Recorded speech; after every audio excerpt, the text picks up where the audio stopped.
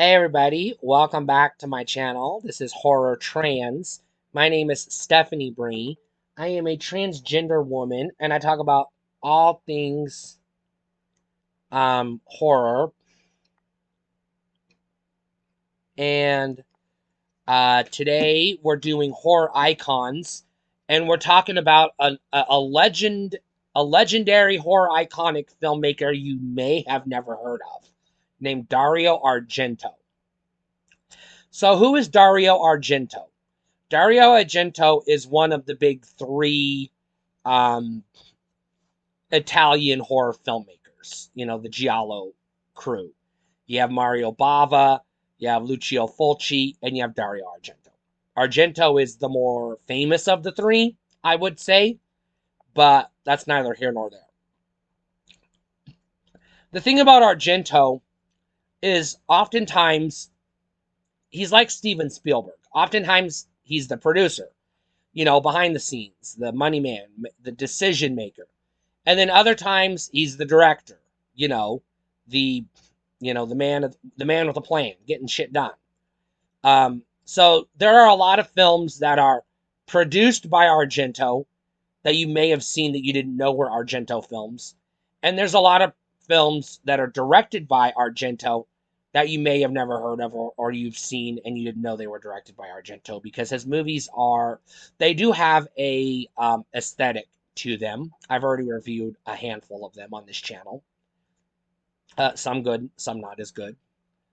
And he's famous for helping create the giallo subgenre, which ultimately inspired the slasher genre and later the splatter genre, which is another subcategory of slasher. It's all complicated and convoluted, but Argento helped produce Dawn of the Dead, which I'm sure you've seen and I've already reviewed. I'm pretty sure I've reviewed. If I haven't, I'm absolutely going to correct that soon. I'm pretty sure I have. He also did a film that is infamous among horror fans called Suspiria, which I have already reviewed. Um, he did a film which I've already reviewed called Phenomena, and another one called The Church, and both Demons and Demons 2. Again, he was producer on some films and director on some films. And I'm not going to go through and put a pin in which one he directed and which ones he produced because they pretty much all have his fingerprints. He is very much like Steven Spielberg. On paper, Toby Hooper directed Poltergeist, but Steven Spielberg, shadow directed that movie. We all fucking know it. I mean, his fingerprints are all over. And I think that's the same kind of situation with Argento.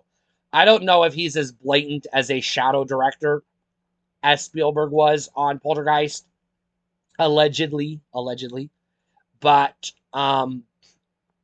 he's definitely got his, he gives his input when he's making a movie.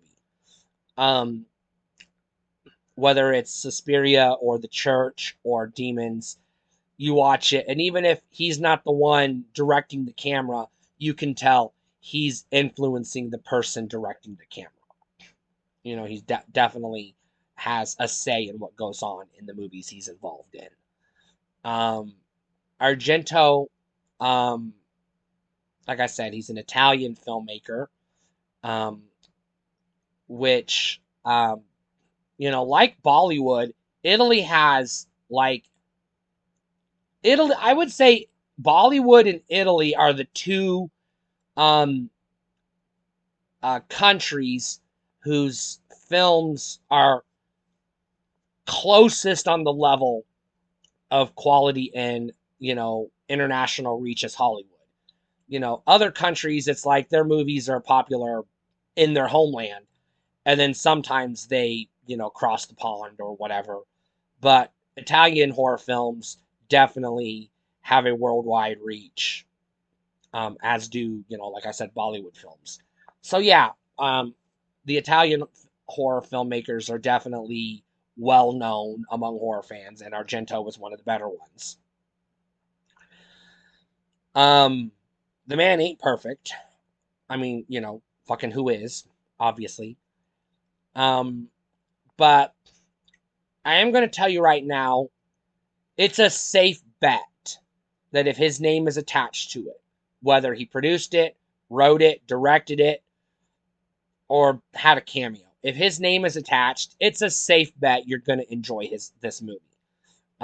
So if you're looking for, oh, I want a list of horror movies to watch that I've never heard of before, just go to his Wikipedia or IMDb page and watch every movie that he's credited to, and you're going to be fine.